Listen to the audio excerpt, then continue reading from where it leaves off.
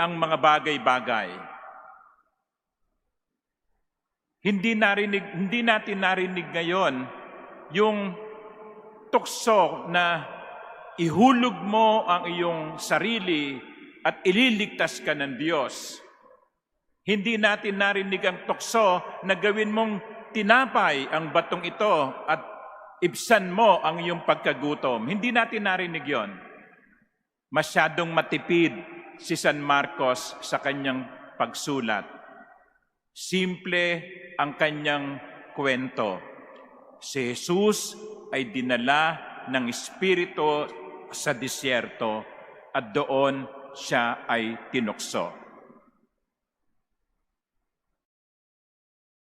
Pero kahit na maikli ang ebanghelyo natin tungkol sa kwento ng panunukso, may dalawang kapansin-pansin sa ebanghelyo natin na nagpapaalaala din sa atin. The first one is that Mark described Jesus as being among wild beasts. Ang kasama niya ay mga mababangis na aso, na hayop. Anong ibig sabihin nitong pangungusap na ito? He was among wild beasts. Well, in a way, it describes the situation of man. It describes our own situation. We live in a world where there are beasts, wild beasts. We live in a world where there is evil. Mga ilang linggo na ang nakakaraan, sa aking homily dito sa loob ng katedral, tinanong ko yung mga tao, naniniwala ba kayo sa demonyo? Huwag kayong tumingin sa katabi nyo. Okay. May mga taong hindi naniniwala sa demonyo. Pero dito sa ebanghelyong ito, pinaaalalahanan tayo, the devil is real. Temptation is real. And you know that by experience. We know that by experience. Kahit saan tayo pumunta, ang demonyo ay nag-aabang sa atin. Hinihikayat tayong gumawa ng masama. Kahit dito sa loob ng katedral, kahit sa isang banal na lugar, nandito ang demonyo. Hinihila tayo upang magkasala. Tinutokso tayo upang magkasala. At yan ang unang paalaala sa atin.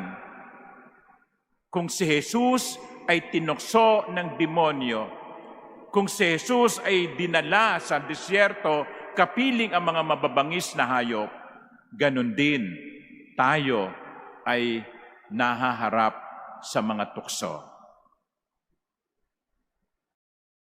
Let us not fool ourselves by believing there is no evil. Let us not fool ourselves by believing Satan is not real. There is the evil one tempting us to run away from God. Pero hindi doon natatapos. Ang pangalawang paalaala sa atin, at sinabi ni San Marcos sa kanyang ebanghelyo, he was among wild beasts and the angels ministered to him. The angels ministered to him. Alam nyo, ito yung pagpapakita ng kababaang loob ni Jesus. Jesus was so humble that he allowed the fallen angels to tempt him. He could have driven them away, but he allowed them to tempt him. That is humility. And secondly, because of his humility, he allowed the angels to serve him, to minister to him.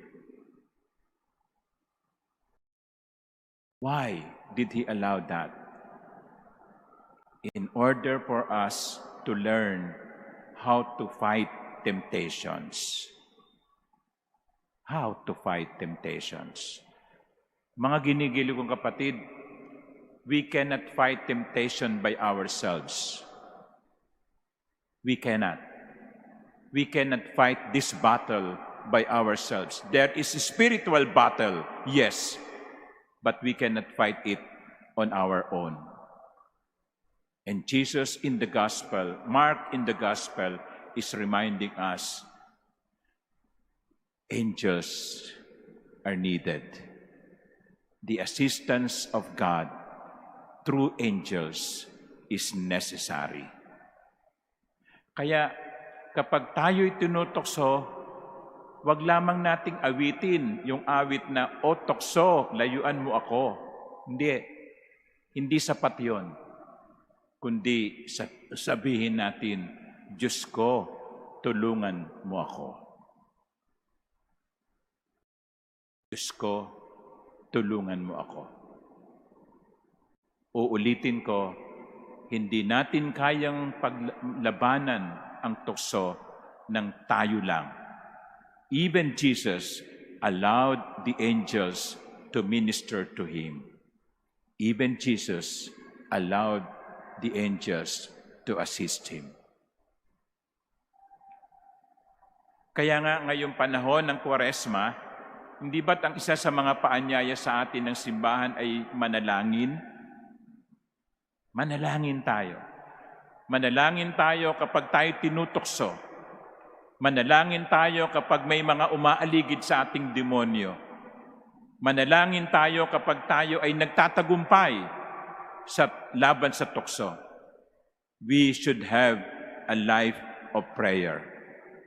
We should always be reminded, or we should always remind ourselves that God is present and that God will assist us. Pero, paalaala lang. Oo, tutulungan tayo ng Diyos. Pero dapat, tulungan din naman natin ang ating mga sarili. Anong ibig kong sabihin? Huwag nating isipin na, well, tutulungan naman ako ng Panginoon eh. Kaya, kumbaga sa isang taong naglalakad, sige, lakad lang hanggang sa malapit na sa gilid. Pagkatapos mahuhulog. Pagkatapos sasabihin nyo, mahina ako. Katangahan yon. Kung ang isang bagay ay nagiging dahilan ng iyong pagkakasala, iwasan mo. Kung ang isang lugar ay nagiging daan para ikaw ay gumawa ng masama, huwag kang pumunta doon. Kung ang isang tao ay inaakay ka sa pagkakasala, iwasan mo. Tutulungan tayo ng Diyos, pero dapat din namang tulungan natin ang ating mga sarili. So, hindi natin maiaalis sa mundo ang demonyo. Araw-araw, haharapin natin ang tuksong ito. Pero huwag tayong mag-alala. Ang Diyos tutulungan tayo. Pero uulitin ko, tulungan din naman natin ang ating mga sarili. Amen.